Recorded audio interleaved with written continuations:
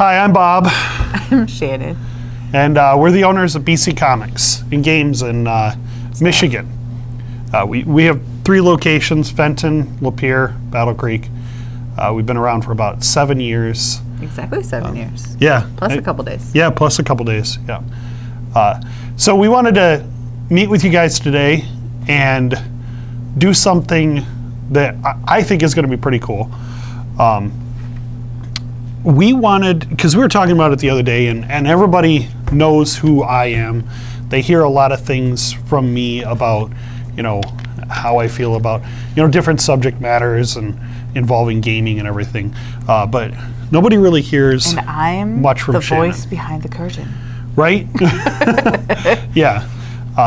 So like Shannon is such an absolutely vital piece of this company. I literally would not be here as a business owner without her.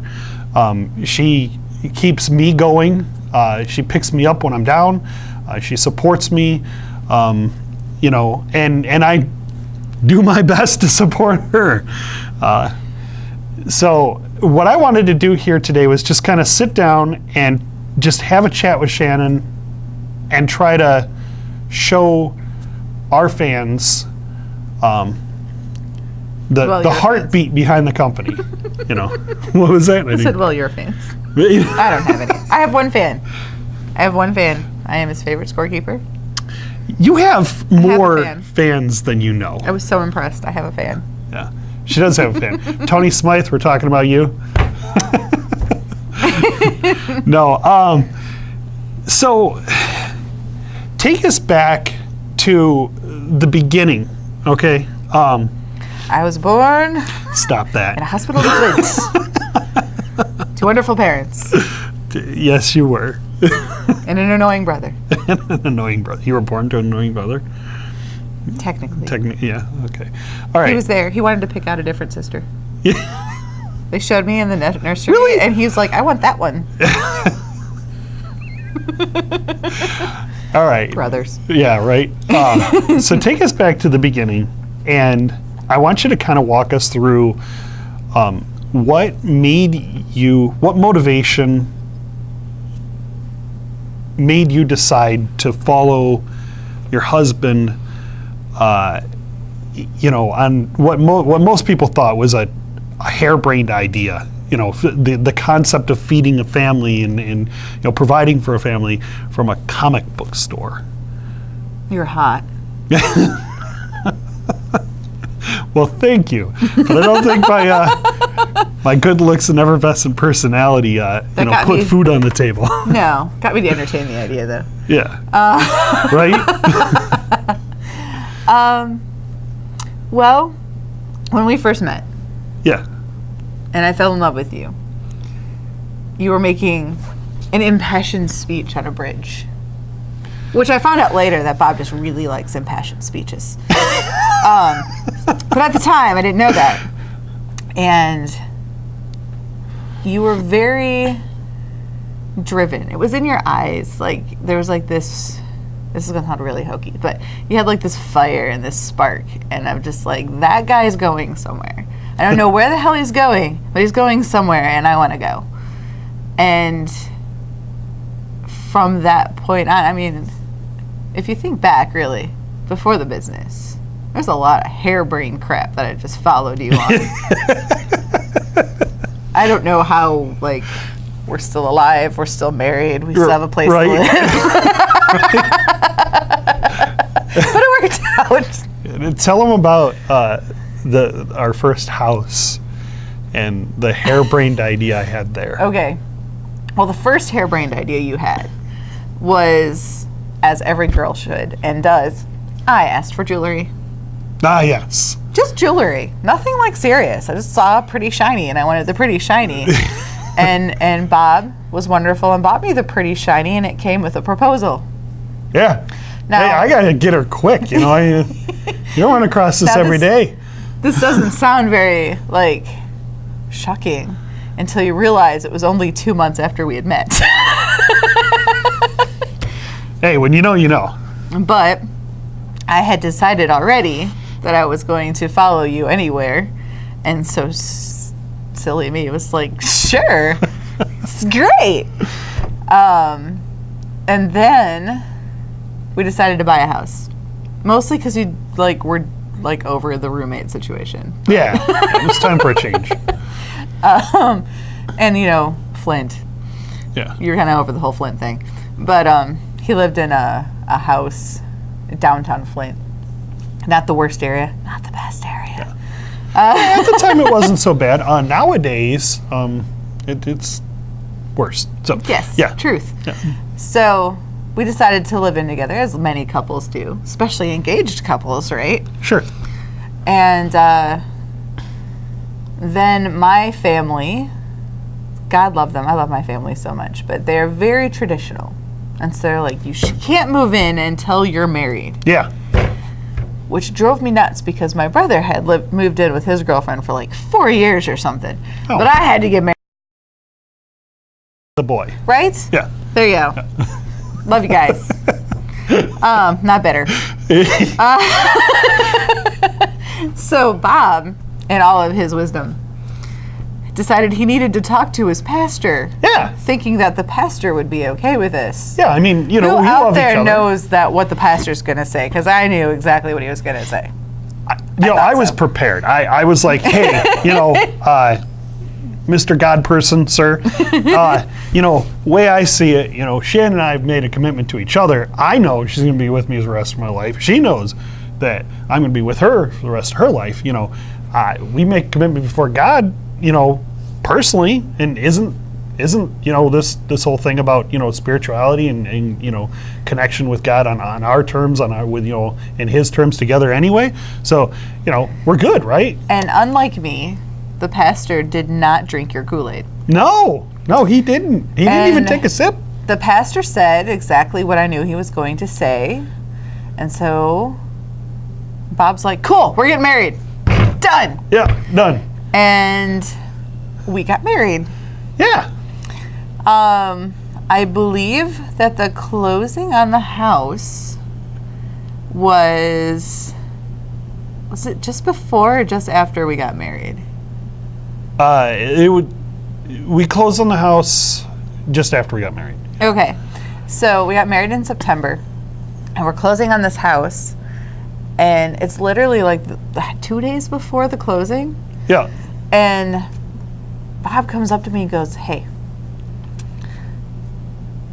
I just lost my job, but don't worry about it. We're going to close on this house and I'll find another job. So just don't say anything to anybody." Yeah, just don't tell anybody. It's going to be fine. Their paperwork isn't going to find out that I don't, work there right now. It'll be fine. Guess who went, "Okay." Against my better. I had reservations about that one, but we did it anyway. Yeah. And you got a job. Yeah, I got within a a job. week. It was insane. Yeah. And we closed on our house. Then So- the first baby was my harebrained idea that you agreed on. Yeah. The second one was yours. Yeah. I did not agree on that one. That one also worked out, though. He's adorable, and I love him to death. But So lots of harebrained ideas. Yes. Yeah, lots of them, So, and you follow through a it. track record of following your harebrained ideas and them turning out pretty good, what's one more? Fair enough. And it had also, we had hit a rough spot in our life. Some things happened and things were bad, and you weren't working and I was part-time, and we were on food stamps and welfare and everything. It was not a good time. We're in a shitty little apartment. Yeah. And this harebrained idea put that fire back into you. And I hadn't seen it in a while. So you would say that there was a period where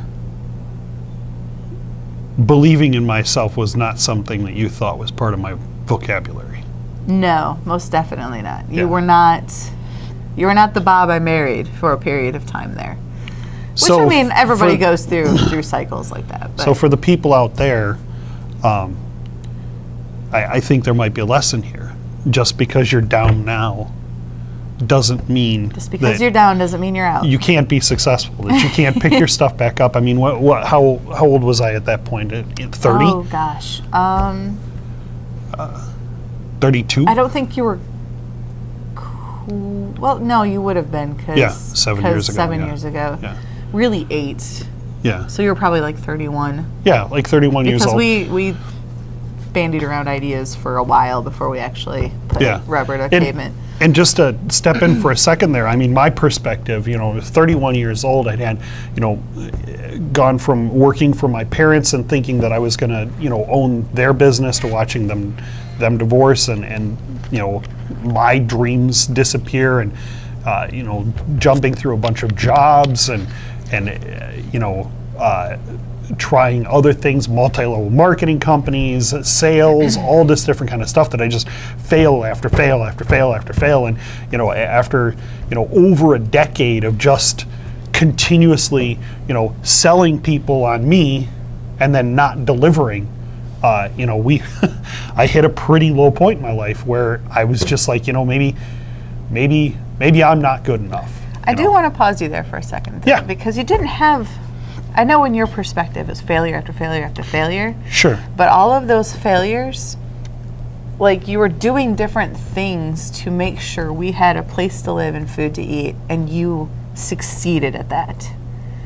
So I just want to point out to you, I don't know if I ever did before, but all of those failures actually added up to one great success, which is we had a place to live and we had food to eat and we had clothes to wear. And our children knew that we loved them. Yes. Yeah. Thank you for that. See, this is what she does right there. That's what Shannon does for BC Comix, for all of you, for me, for our kids, all the time. So we move forward, and you see a spark you hadn't seen in a couple of years. He's crying. Stop. And it's adorable. I'm a man, I don't cry. Except all the time. Except all the fucking time. So we move forward, and you see a spark. I do that too. You haven't seen in a long time. I'm going to move this interview forward and off from me. I'm really good at redirecting. Aren't I, honey?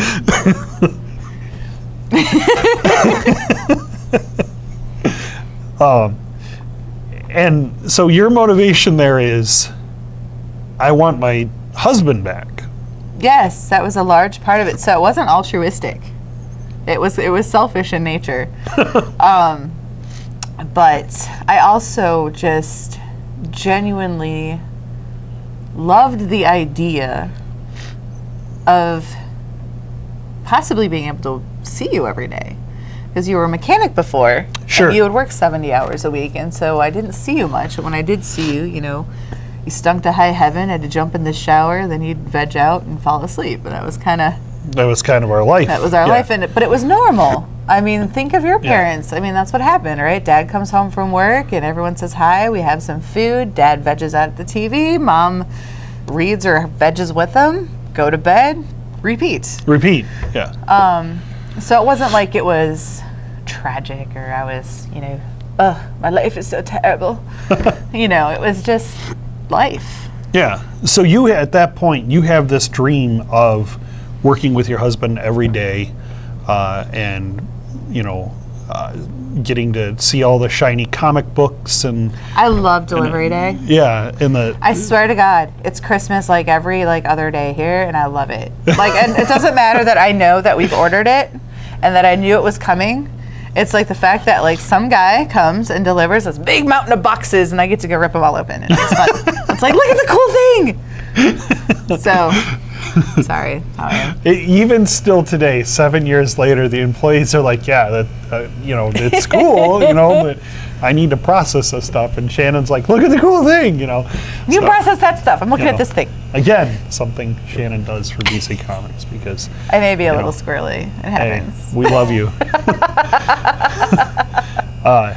So you have this dream of, being, with your husband every day and seeing the shiny things and all that stuff. And, is that kind of how that played out? I mean, did we just open the doors and it was, happily ever after from that moment on? Well, we thought so for about 6 months. For about 6 months. And then we got bills and we're like, ooh.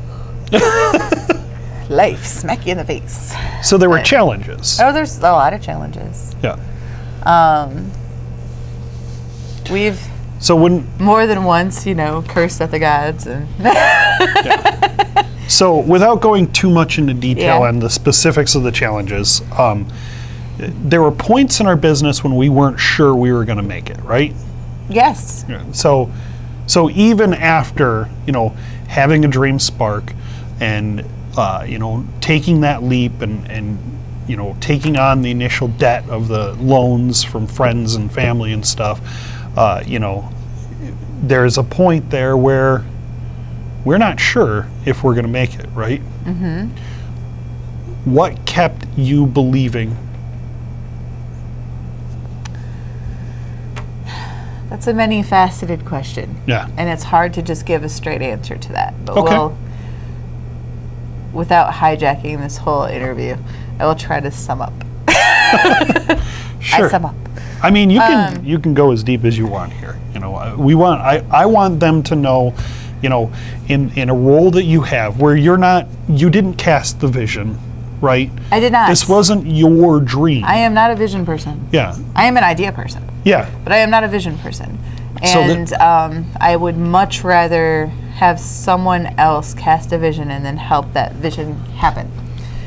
I also... So for those, one real quick second, for those of you out there that are looking to go, into business for yourself, that you are the dreamer, you are, you're the guy that stands around and thinks about what the life could be like if things were different all the time, right? You need a doer. You need a support role person. You need someone who doesn't stand around daydreaming, whose feet are on the ground and says, hey, I love that, but how are you going to get it done? Yes, and I also want to clarify that support doesn't necessarily mean subordinate. No, not at all. Because in the course of life, we all have our ups and we have our downs. And when Bob would get into a place that wasn't so great and he would just stop. Because you've done that. You just check out for a day or two or whatever. Mm-hmm. Someone has to be able to pick it up and keep it running until that person can get back on board again. Yep. Now, I had double duty because I'm your wife. So I made sure things kept running, and I had to try to drag you kicking and screaming, which no one else really has to do that. Nor wants to. Nor wants to. Yeah. I don't really want to. Right. You are no fun when you're kicking and screaming. Yeah. You kick hard. Yeah. But you always come around. Yeah. And then I do the same thing. You have to drag me kicking and screaming sometimes, and I have been told I am not very fun to drag kicking and screaming either. But but we're there, What are you talking about, honey? You're a peach. I know. I thought I was a perfect princess, but You are. I am told otherwise occasionally from people. So to get back into there, I want you to go, into that, right? and because I want the people out there to know what it takes to be in that support role and keep going when the visionary, the guy that came to you and said, hey, this is a great idea, is down. They don't believe in themselves. Well, it helps to have a very large, unwavering, stubborn streak. I'm very stubborn. I'm German, Irish, and Scottish, and a redhead. You don't get much more stubborn than that. A lot of it was I knew what you were building, and I could see where it was going, and I knew where you wanted it to go, and I could see it going there. I knew it was a ways away, but I could see it going there. Uh-huh. It's never been a question to me that we're going to get where you want to go, because I've always known that you're going to get where you want to go. Uh-huh. It's an innate thing with you, even when you don't want it to be. Okay. And that sounds very strange, but if you think about it, it makes sense. So you're saying even when I'm not believing my own, I'm not drinking my own Kool-Aid, and I'm down, and I don't believe in myself, you're still seeing somewhere inside. Well, to be frank, you're just being stupid, and you'll get over it. It's without working at it, I don't think you can really not go where you've decided to go. Okay.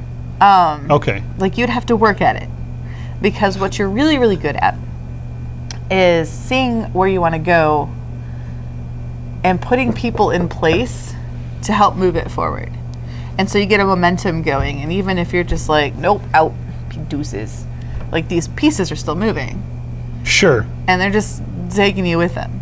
Now it'll slow down. To a point. To a point. I mean, but it has momentum, and so it takes a while for it to start slowing down. And usually you get out of your own head by then. Yeah. So, real quick here, and I don't want to distract you too much because I'm really liking what you're getting into here. So. But you said to a point. Yes. Okay. And then you said it will slow down. So, are you saying that for the person that's looking to do something like this in their life, are you saying that the team will eventually catch up to the speed of the leader, whatever that speed be? Yes. It's actually, I'm going to get all scholarly. It's actually clinically proven that people will hit the bar you set for them. Okay. So if your bar's here, that's where they'll go. If your bar's up here, it'll take longer, but they'll get there. But they'll get there. But if you if you're setting that expectation on them, but not setting it on yourself. Right? Exactly. Okay. Like, if you're not willing to do what you're asking other people to do, they're like, why should I? You're not. Mm-hmm. You know, and that's why when you get momentum going, it'll only go to a point because you have set the bar. You're like, we're doing this, we're working hard, we're pushing, we're constantly innovating, we're going. And so people are like, yeah, we're going. And they're doing things, and then like projects start to get completed. And if there isn't someone there putting out new projects, then they're just like, well, now what? Okay. And if you're not doing anything, then they're like, oh, well, we don't have to do anything. Cool, where you want to be. Okay, now we maintain. Exactly. Yeah. You know, and then you don't go anywhere, or you're crawling. Yeah. You know, and fortunately for me and our store and our team, you've never checked out so much that you've lost significant momentum. Fair enough. You X and wane a little bit, but it's always moving. Mm-hmm. You know, think of it like riding the tide a bit. Yeah. Right? The wave will keep you going. But if you don't put up the sail or turn on the motor at some point, the waves stop. The waves stop, yeah. Or you run into a beach or something. Yeah. But when you're down, I find that's when I take up as much as I can. There's some things I just can't because I have no idea what you're doing. But the basics I can pick up and run with just to kind of keep things moving. Mm-hmm. You know, I can start the motor. Yeah. I can't navigate by the stars, but I can start the motor, kind of keep it going, and be like, hey, you tell me where that North Star is again, 'cause I can't see it, you know. And usually you come around pretty quickly, though. Yeah. So, okay. So when times were tough and, you know, we weren't sure, one of the things that kept you going was the fact that you just could see in me that I was still going to get where I needed to go, even though I might not have believed it. Yes. Okay. And you said that dogged determination. And you said what kept you going was multifaceted. So we've got you're stubborn. I'm stubborn. We've got you could still see an internal belief in me, even though there was an external disbelief. And I had because of everything you have done, and because I could see it, I had that belief. Okay. So it was easy for me to refute your woe is me statements. I'm like, no, that's not true. Look at this and this and this. Yeah. Like, we're going there. It's getting there. It's getting better. Our numbers are up. Our attendance is up. Like, you can't tell me it's not working. Things are growing. Okay. You know, and so even though there were behind the scenes struggles, either financially or whatever, you also were looking at the things that cause the future success. Right. I mean, some things you can't not see. Mm-hmm. Like, you can tell when you have 10 people in your store one week and you have 30 the next. Like, you can't not see that. Yeah. Which I feel like that's kind of what happened. But just like all of a sudden it's just like boom. Yeah. But anyway, so I had an unwavering belief in you, a strong, stubborn streak. I had an undeterred belief that this would be successful. Sure. And And also because of all the hardships we had, it was almost like a desperate need for this to work because we don't have anything else. Okay. Go into that there's more. that too. What does that mean? What do you mean by a desperate need for this to work? What does that mean to Shannon? If it didn't work, we lost everything. Mm-hmm. Like, everything. Would you say that was by design? I don't know. Because we kind of started it because we didn't have anything. Mm-hmm. And by the time you were feeling like you weren't sure if it was going to work, the economy had crashed, so jobs were non-existent in Michigan right now. Mm-hmm. They're on the rebound now, which is nice to see. But at the time, like, I've never had trouble getting a job. Yeah. Like, I've been working since I was 15. I'm 37. I've always had a job. Yeah. And for the first time, I couldn't get a job. Yeah. And it was like, this is it. If this doesn't work, I can't get a job. You can't get a job. Yeah. You know. So we kind of, whether we lose consciously, everything, and then we have to start. I mean, we have good family. I don't think we ever would have been truly homeless. Sure. But, like, we'd still have to be dependent on somebody. Yeah. And we'd have to go through all of the hoops with the state again, and Yeah. So and go back to that place that we had worked so hard to get out of. what you're saying, I think, And so is that you feel like, whether consciously or subconsciously, we kind of burned our bridges behind us, so that this was the only we option. didn't really have any bridges to burn. They kind of all just like flooded. They're gone. So when times were tough in the business, you just said, "No, damn it, this has to work. I don't have any other There options." is no other option. Yeah. And you would try to tell me that there were. I'm like, no, there is no other option. There's no you other don't option. have a chunk of money to start another business. Like, we're not going to sell this business in this economy. Like, no. Yeah. This is it. Yeah. Deal with it. Put on your big boy panties and, like, make this work. You know, which we all need to be told to put on our big girl, big boy panties once in a while. But it was, and that created a dogged determination. So the thing about me, as a support type person, Mm-hmm. I'm pretty task oriented. And you put me on a task, and you know this because it drives you crazy half the time. You put me on a task, I tend to obsess until it's done. Mm-hmm. And at the time, the task was make the business work. And so we're making this work. We're making this work. Okay. Because this is what we're doing. So let's jump forward to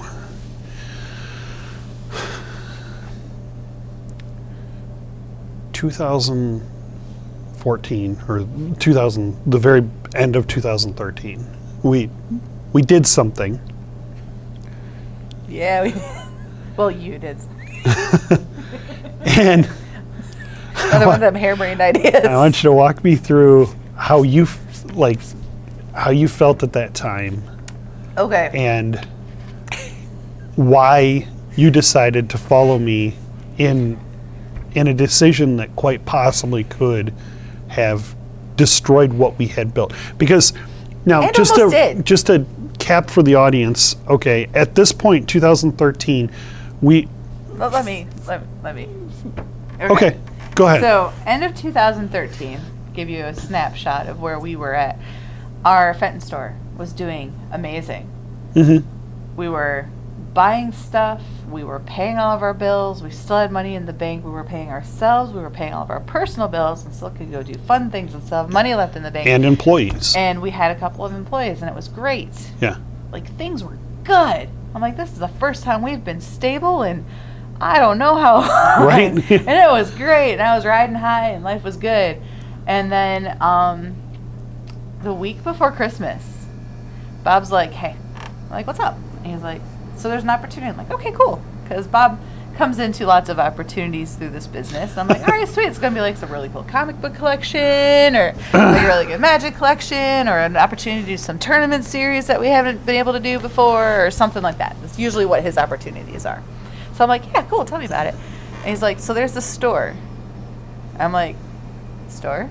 Like, yeah, there's a store in Battle Creek. I'm like, Battle Creek? Like, yeah. It's for sale. It's a ridiculous price. And I think we should buy it. And I'm like, well, not the actual store, but like the inventory. And that's how you said it to me, and I thought the store. So you didn't get into all of that till way later. Yeah. And I was just like, but we're stable. Things are good. We have a schedule. Bob has a day off once in a while. Actually, every week at this point. Yeah. I'm just like, no. This seems bad. So he's like, well, let's just go look at it. Were the devil horns up? No, not yet. They were hidden behind the halo still. And he's like, because you're probably right, but we should go look at it. I mean, let's go look at it. Probably gonna tell him no. Yeah. I'm like, okay. He knows my buttons, and I'm a sucker for going places I've never been before. And yeah, it was new, shiny, neat. I had never right? been to Battle Creek, and I knew that Kellogg's was down there. I'm like, it'll be a fun day trip, sure. Yeah, let's go take a look. So we go down there, and we look at it, and I'm like, it's all right. Didn't super like the previous owner. He was kind of a blowhard. But I didn't know him. Yeah. He just, some people have a personality, comes across a certain way. And talking about stuff, and I'm watching Bob, and I'm like, oh no. And so I'm like, and he's talking to me while the previous owner, I think, was on a phone call or something. And he was talking to me, and I'm like, you should talk to your mom. And the reason this is important is because his mom and stepdad had just stepped up to kind of help us work things out so that Bob could start stepping away from the business a little bit so he can focus on more big picture things instead of marketing day-to-day, and right. Yeah. Instead of the day-to-day management of a store. And I'm like, you should talk to them first, because I'm sitting here going, oh crap, he's going to say yes, no. So I'm like, you need to talk to your mom. You need to call your mom, and you need to say what the thing is, and you need to talk to them. And he agrees. I'm like, whew. Yeah. Crisis averted. Avoided right? that. Yeah. Right. And we leave, and he talks to his mom, and they're like, yeah, we'll take a look at it or whatever. And then the previous owner's like, yeah, you need to make a decision tomorrow. So they jump in the car and come down. So we all jumped in, and we come down, and this was the very next day. Yeah, the next day, yeah. And we're looking around, and then his parents are like, this is a really good deal. You should do this. And I'm like, no! So, needless to say, Christmas Eve, we closed on a deal to buy what is now our Battle Creek location, which is essentially, we bought all of his inventory, and then we entered into a new lease and stuff like that. 'Cause it's a lease building. Yeah. So, slow down. We don't own any buildings yet. So, now we have the store. And then Bob drops the next bombshell on me, which I did not follow and was not happy about. He wanted to completely redo the store and open it by January 1st. Oh, yeah. Christmas Eve. We're talking a little over a week. Yikes. And this place is gutted and trashed. Did I tell you guys that I might be a little mental? I don't think you have to tell them. No? I'm not sure if they picked it up on it yet. Of course, I married you, so I can't say a whole lot. And I'm still married to you. That's the other thing. I'm still married to you. Yeah, still married. 14 years this year. Yep, 14 years. But anyway, I wouldn't trade those 14 years for anything. I don't know how, but we pulled it off. We opened that stupid thing on January 1st. Now, I don't know if you all remember January of 2014. That was the year of the daily blizzard. Snowmageddon. Literally. And we're trying to get the store off the ground. So we're driving down there. From Fenton every day. And that's a 2-hour drive one way. So that's a 4-hour round trip in blizzards. Yep. 6 days a week, sometimes 7. So yeah, we didn't get along too well for about 6-ish months. we had to get through some stuff. It forced us to be in a, to evolve our relationship. And anytime you take somebody, and neither one of us really wanted to. Yeah, I mean, we were comfortable. We had hit a comfortable point, and I wanted to be there for a little bit longer. Yep, Yep. Because we hadn't had any of that, and probably a majority of our marriage at that point. Yeah. And it was nice. But you still, like, you didn't. I know, there's the jest, I didn't follow you on this, right? But, like, at any point there, if you had just simply said, and you know this, but I think it's important for them to know, that if you had just simply said, no, Bob, no, this is not going to work, I would have listened to you. If I had kicked and screamed hard enough, probably.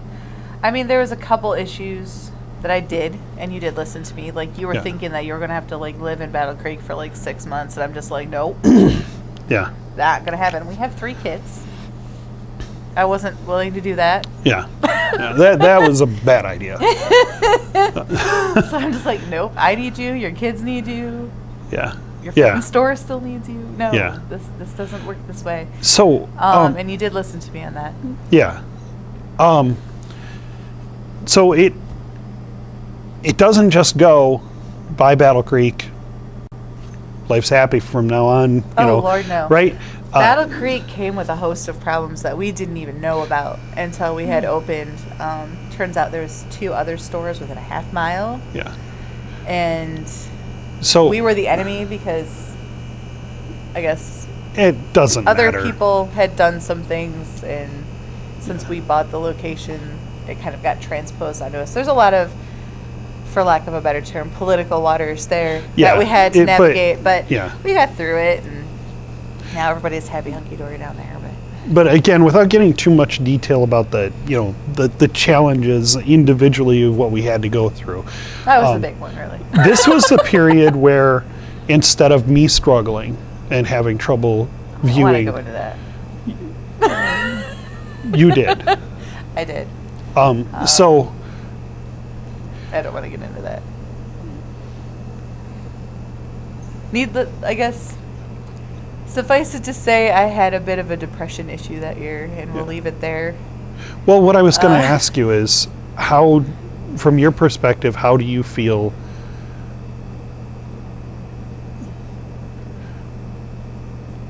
What do you think I had to do to keep believing in what we were doing during that period?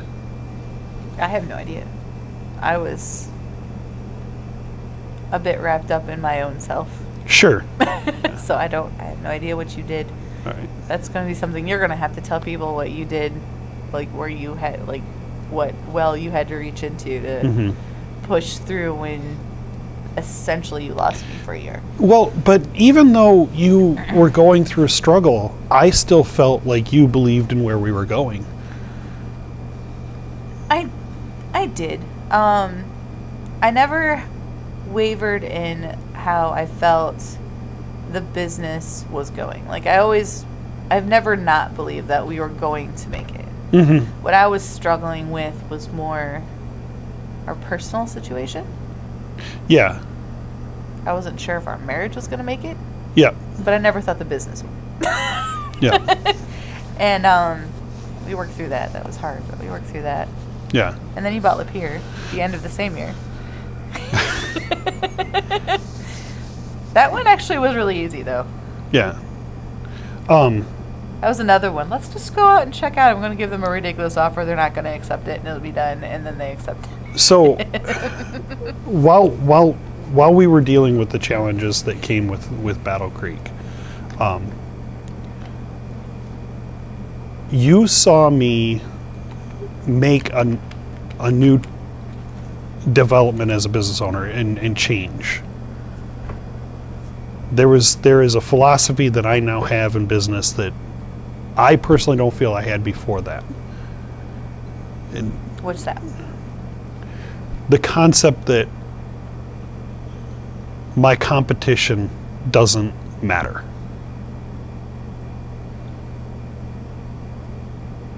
I know that now. I don't know if I did it that year.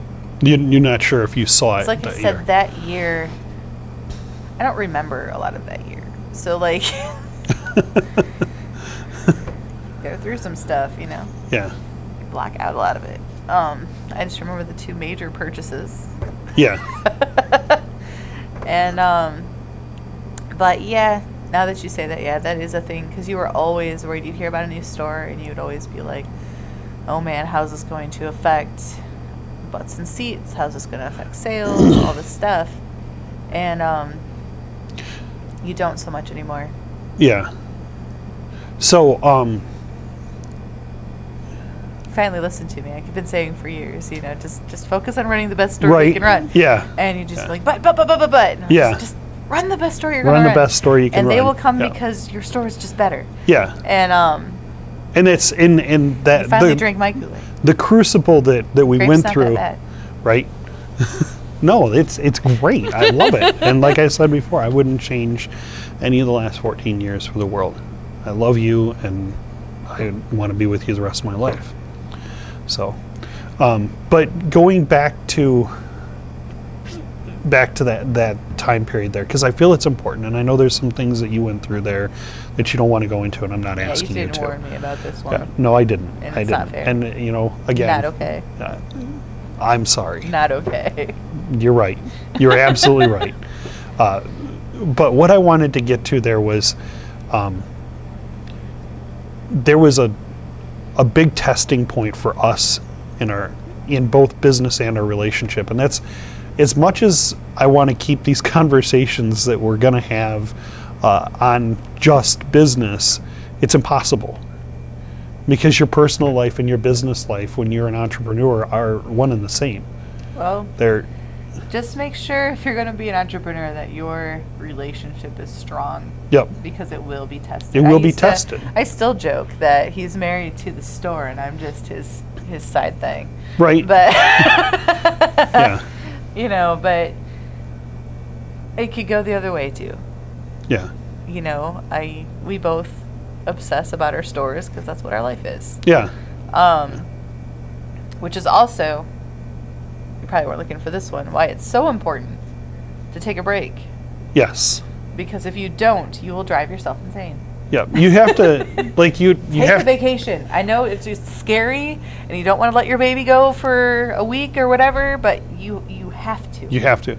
It's we learned that it's important for you to learn your own energies and your own cycles, because everybody goes through cycles, and when you don't pay attention to your body telling you that that you're running yourself thin, then you run into situations like we did in 2014, where our marriage started to suffer because of our business. And it's because, it took us a while to figure it out. Because we're very strong personalities, and you're wrong, and I'm right, and you're saying the same thing, and and it takes us a while. Don't be like us. It takes us a while. But we worked. But we figured out that one of the big problems was that we weren't taking time to not be CEO and administrative director. Yeah. And be married couple. Yeah, married couple. And parents. Yeah. And so we try very hard, even now, I hold, outside of tournaments, I hold weekends sacred. I don't care what's going on in the shop that seems fun and shiny. Yeah. We need this time. Yeah. See, because for me, when I made the decision to open that second location, that was the moment where I really actually committed to my ultimate dream of being, a successful entrepreneur that owns, multiple locations and has, a multi-million-dollar business that provides, for thousands and thousands of young people a place to go and escape and be themselves in a relaxing and in fun, engaging environment. This is the moment where, instead of just being the local comic book card shop business owner, which is me, which is why I'm not the Dream Vision, because I'm just things are cool, and I want it to stay cool. And right? making that decision to purchase that other business forced us to evolve, and Shannon really struggled with that, and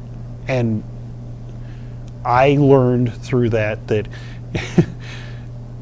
there's you could say there's the business me and there's the personal me, and that's not really true. It's a lie. It's all the same. You're the same person, in both places. And just because I was ready to move to the next level doesn't mean that my team was ready to move to the next level. There's a thing called pacing. It's important. Yeah. You forget that sometimes, but it's all right. Yeah. But we got to a point where I got strong leadership in the Battle Creek store, right? Yes. And we have the most amazing team down there, and it was a lot of trial and error down there. Like we handpicked a team that we thought were going to be fantastic, and a couple of them just didn't work out. I kind of want to stop you for just a second. Sorry. I want to back up there for just a minute, because in the process of fixing us, we weren't able to really focus on that until we got some leadership down there. And that's what I wanted to ask you about, was how did getting a good, strong leader in the Battle Creek store help, well, in your personal life? At first it was terrifying because a good leader comes with a large price tag, and I didn't think we could afford it. Yeah. Especially since we had just bought it and everything we were going through. And so it scared me a lot. And there was bumps in the road, and there was, like I was saying, there was a lot of employee turnover for a little bit. Because we had people down there that were good, and that they didn't acclimate well, and they didn't want to be there anymore. And so there was a lot of turnover, which worried me too. A lot of growth and learning. And I was worried about the turnover too, because I thought people would see the turnover and be like, oh, these people are terrible to work for, and that kind of thing. And then we hit a sweet spot. Yep. Which is where it currently is. And we've just added to that sweet spot, and they're fitting in very well. Love you guys. But once we got the turmoil settled out, which was probably late summer. Yep. Right? Early fall, somewhere in there. It was so much better because then you weren't going out there so much. Yeah. It went from 2-3 times a week to once a week to once every other week, trying to get him to once a month, but he's not quite ready to be there yet. But I got you back, and then our revenue increased, which means that bills could be paid again. But for me, mostly, I got you back. Yeah, I think that's so crucial, because I think that's one of the struggles that you went through, is that your dream was being able to work with your husband. That was what you were getting out of this, And then when I opened Battle Creek and had to be down there so much, it's like I took that away from you. And during that time, because of some earlier struggles, I had picked up a part-time job too. So I couldn't go with you because I had a job. And then, of course, kids, obviously. And so you were just gone all the time. And no, I did not take that well. Not take that well at all. Because I love you, and I like being around you. Yeah. And the whole reason I did this with you is to be with you. Yeah. At least when you were just Fenton, because where I worked was only 10 minutes from here. Yeah. As soon as I left, I could come here, have lunch with you, and have the afternoon. Yeah. And we were just gone. Yeah. We were 2 ships passing in a night, because you get home super late too. Like you get home 1-2 in the morning, and I had to get kids to school, and I had a job, and so I was asleep by the time you got home, and then I would get up before you woke up, and so I just never saw you. Yeah. So, I mean, looking back now from a position of, things are stable again, things are, going well, all 3 locations are growing. I got to leave my job again. Again. You left your job again. My job is now full-time BC. You're able to focus on finishing a degree that you wanted to pursue, not because you had to get a specific job in that field, but just because you wanted to study it. I got to indulge in my nerd. Yeah. My nerd is not a gaming nerd. I love gaming. Yeah. But I am not a gamer nerd. I am a history and English nerd. So I study old things. I love old things, especially old books.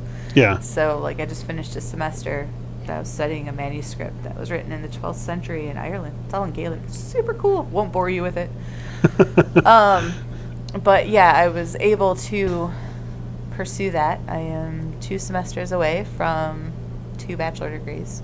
Yeah. That has 0 job market for it. And I don't And care. you don't care because, we have our business. And the next goal to hit now is travel. Yeah. That's what I've always wanted to do. Yeah.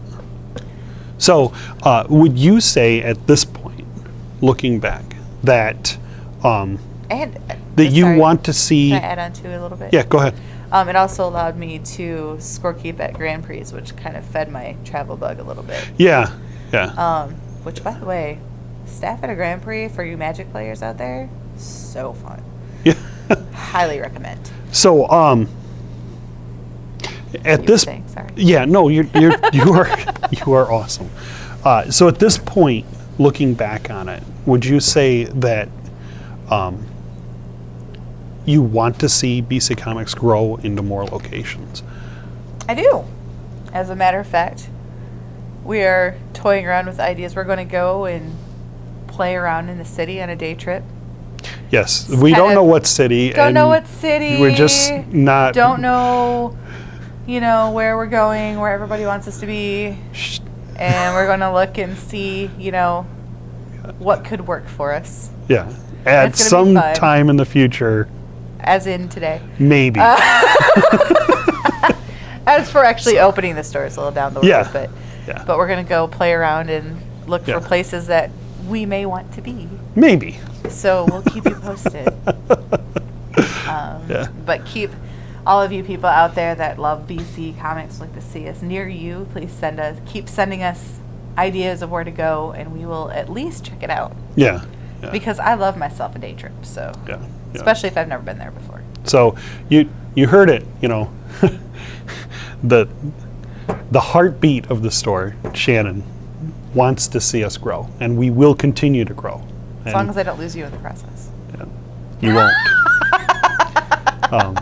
And it all starts with solid foundations of relationships. When your relationships fall apart, your business falls apart. When your relationships are strong, your business is strong. And the best way to do that is to ascribe to principles you've always ascribed to, which is why I love you so much, which is do the right thing. It sounds so simple, but it's true. Don't lie, don't cheat, don't steal. Do the right thing. And even though it might hurt you right then or might be a little painful when you do it, it will pay you back in sevenfold dividends later. multiples of dividends. So many times we could have headhunted players from other places. We could have undermined other stores' policies. We could have gotten into processes. Price wars. All of these things we could have done, and we just didn't. And we just subscribed to, let's just run the best store we can run. Yep. Let's focus on us. Turn the guns inward. As long as we treat our customers right, treat you guys right, and do our best to have the things that you want and price them at a reasonable price. Not necessarily the lowest, not necessarily the highest. Just reasonable. People will come. And they do. And you guys do, because you guys are awesome and we love you. Yeah. And just do the right thing and you can't go wrong. Yeah. All right. So I think we have covered a ton of ground. And I was so happy to be able to sit down and do this with you. I think we need to do this more. And I'm looking forward to it. This time. Yeah, hopefully. Last time we sat down to do this, I thought the camera was recording and it wasn't. So we just sat here and talked to each other for a half an hour and got nothing out of it. So well, I got something out of it. You talked to you for half an hour. Yeah, I say nothing. Yeah, we got to spend time together. Yeah, that was great. Yeah. So, all right. Well, thanks for joining us today, and we'll see you next time.